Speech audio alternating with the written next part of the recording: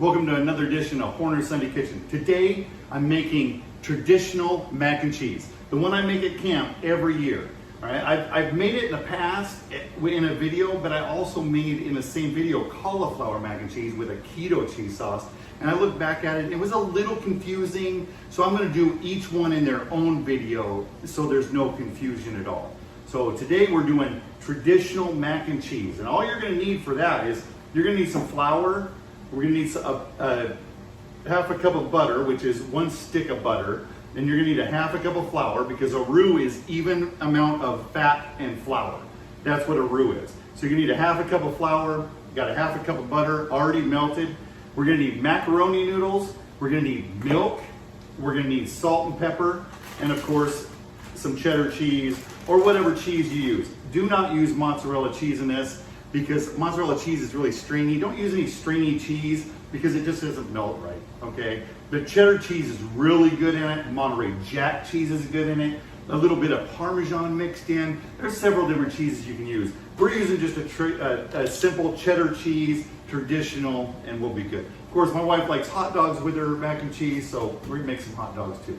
So it's gonna be a good episode. You don't wanna miss this. Plus, I'm gonna give you an update on my sprouts, alfalfa sprouts. If you've ever had alfalfa sprouts on a sandwich, whew, you can't beat that. And I had no idea that it only takes 5 days to grow those things. And you can just grow them, no dirt, right in a jar, and I'll show you and explain a little bit later, all right? You don't wanna miss this episode. This is gonna be a good one. Stay tuned, be right back.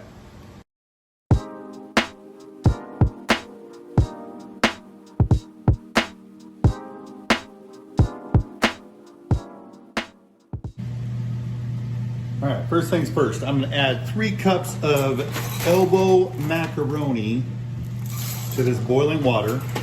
You notice I'm not putting any oil in it either, okay? Because if you put oil in it, things have a hard time sticking to the noodles when they come out. That's why you never add oil to spaghetti noodles either. Now, see, that's a kind of a heaping cup, which is fine, that's fine. And stir them around, give them a good stir, add a little bit of salt to it. Add a little salt to it because it does break down the noodles a little bit faster. All right, so then you're gonna stir it so it doesn't stick to the bottom. Every once in a while, you're gonna take the lid off and stir this while you're cooking it. At the same time, I'm melting butter. See, this butter's melted. I'm gonna put the lid back on here because when you put a lid on it, it boils faster. Okay, so all right, I got some butter in here. I got my half a cup of flour ready to make the roux. So once this butter heats up and gets melted, you're gonna add that half a cup, and then that's gonna make a roux. Now, if you want a little bit more of a cheese sauce, you can add a little bit more flour. I wouldn't suggest adding too much more. This is supposed to look like creamy peanut butter. See that? It looks like creamy peanut butter. All right, we're gonna let that bake off a little bit though. All right, because if you add the milk to it right now, it's gonna taste floury. All right, so what you're gonna do is you wanna let that simmer off a little bit, simmer that flour taste off. So it's gonna simmer a little bit. I'm gonna stir it every once in a while. It's gonna look like it dried out on the bottom. Don't worry about that, just stir it in, you're good to go. Just don't burn it, because if you burn the roux in a mac and cheese, the whole cheese sauce is thrown off. So do not do that. All right, so just keep stirring this. And then what you're gonna do is you're gonna add the milk. Don't add the salt and pepper yet. Add the milk. See it's bubbling? Okay, I'm gonna let it cook a little bit more. And this is a baked mac and cheese too, so this is gonna be awesome. Okay, so it's going.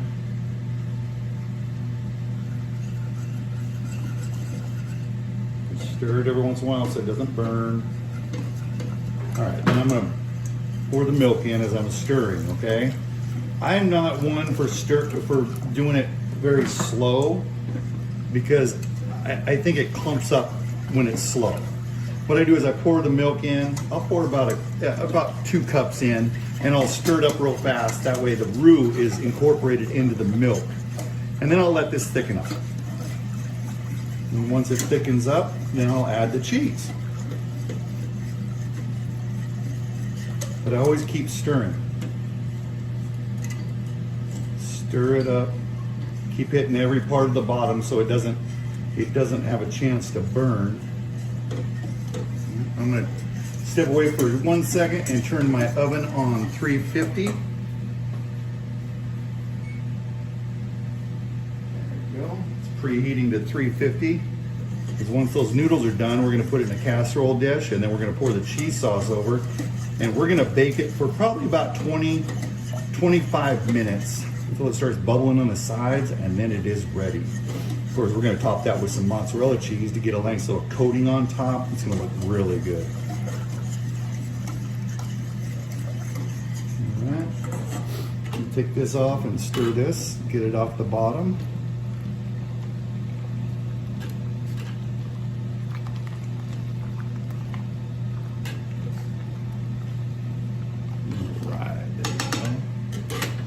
Of course, this is mac and cheese. I'm doing a traditional mac and cheese tonight, all right, because my wife's a traditionalist, you know that. But if she wasn't here, I would add probably some bacon, make some jalapenos or jalapenos. I'd probably add maybe even some habaneros. I'm growing habaneros out there. I would probably add a lot of different stuff. So. But with the traditional, I'm just giving you options, all right? That's all. But I'm gonna make a traditional cheese sauce. You see that thicken up? It's starting to thicken up. Now it's gonna thicken up. I'm gonna have to add a little bit more milk. But I didn't wanna add it all at one time because you never know how much you gotta add. You just gotta, you want it to be thick.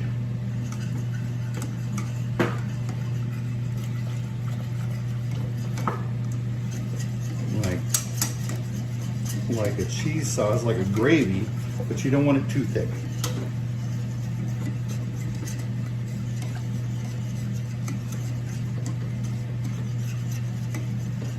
All right, and as that heats up, I'm going to add the cheese. I'm going to add the cheese to that. I start off with a nice handful, okay? I do a handful of cheese in there, which is probably about a cup and a half of cheese. A cup to a cup and a half of cheese is what I start with. You see that melting? You're gonna see the sauce turn a little orange. I might have to add a little bit more milk to this, but this is gonna be a good cheese sauce. It's gonna be awesome. Add a little bit more milk to it, stir it around. Of course, when you add milk to it, it does cool it down a little bit, so it takes longer for the cheese to melt.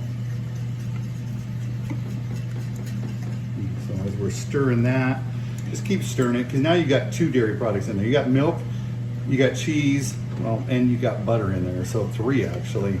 So, and dairy products tend to burn, and once they burn, there's no getting that flavor out. So, stir your noodles. Have a colander ready in your sink for that.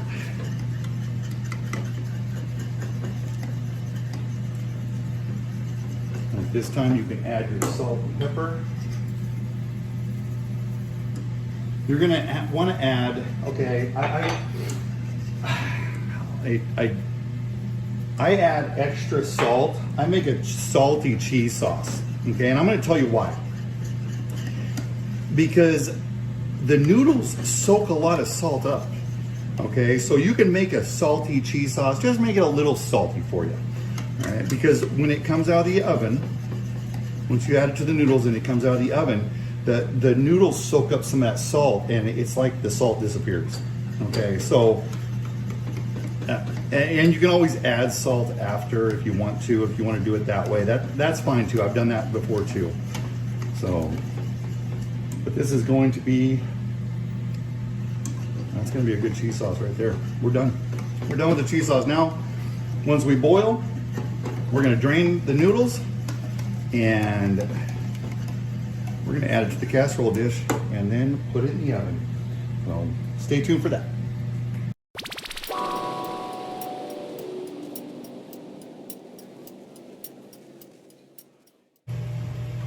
All right, as you can see, the noodles are out, they're strained, and I put them in the bowl, or in the casserole dish. All right, next thing is I'm gonna add the cheese sauce that we did earlier, and I'm gonna just pour it right in there. All right, so we've got 3 cups of noodles cooked, 3 cups of dry noodles that have been cooked. And then I had a 1/2 cup of butter, which is 1 stick, and a 1/2 cup of flour, and I'd say about 5 cups of milk in there. And then what I'm gonna do is I'm gonna stir this around so it soaks in. Then I'm gonna top this with some some mozzarella cheese. So I'm gonna cut into this when it's done. It's gonna be cheesy. There we go. Just top it with some of that. You can top it with breadcrumbs. You can top it with bacon crumbles. You can top it with anything. I just prefer cheese in a mac and cheese. So, but breadcrumbs are really cool too. I've done that before, and that's awesome. So that is it. That's going to go in the oven at 350 for about 25 minutes till the sides are bubbling, and then I pull it out. And it is wonderful. So we'll see you back for the tasting.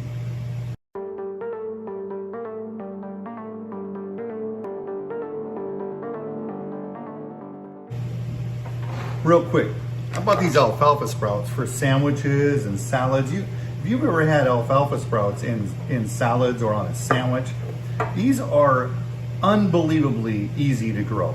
All right, I ordered this. It's a pound of alfalfa seeds. And we started off with them on Sunday. This is what they look like. They're just seeds in there, And you start off with 2 tablespoons of those seeds at the bottom, and then you just submerge them in water up to here, and they just sink. They sink. And then the next day you drain them, you strain them, you just turn them upside down, get all the water out, and you set them in a cool, dark place. You rinse them, you cover them with water 3 times a day, and then strain them, and just set them aside. And in 5 days, on Friday, tomorrow, I got to put this out near the sun, and then this is it's going to probably double in size tomorrow and be full, and it'll be green. So, and it's going to be great on sandwiches this weekend. I can't wait. And I'll give you an update next week on how they all turned out. Looks like there's some in here that didn't turn out. They didn't sprout. But for the most part, I mean, you can see, they're sprouting. So if you like alfalfa sprouts or haven't tried them, they're easy to grow. So, and they are great on sandwiches. So stay tuned for the tasting. That's next.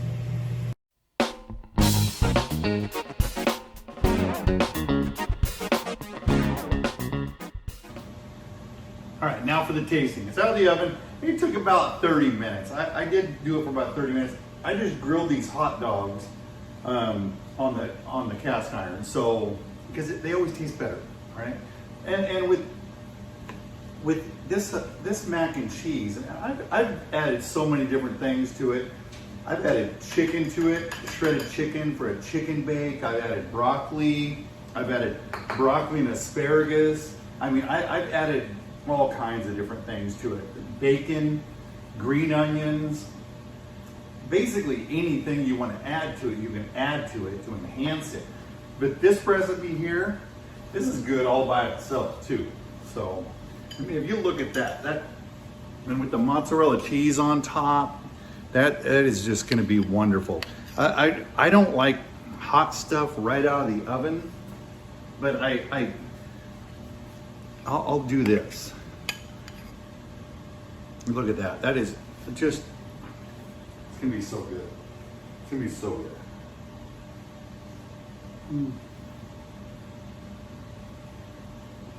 Oh man. Never fails. Never fails. This recipe, you gotta do this. I say that every week, but you gotta do this. This one here I've never met anybody that doesn't like the mac and cheese. I really haven't. Oh, hot. Oh, hot. What I do with the hot dogs too is I'll just slice them up. I'll just slice them into little pieces and just dump them right in the mac and cheese, stir it around, and it's good to go. All right. Barbecue sauce. I do that with leftover mac and cheese. I heat it up, put a little barbecue sauce in it, stir it in. Whole different taste, right? Remember what I was telling you last week about if you add something to a meal that you had the day before, is it really leftovers or is it a new meal?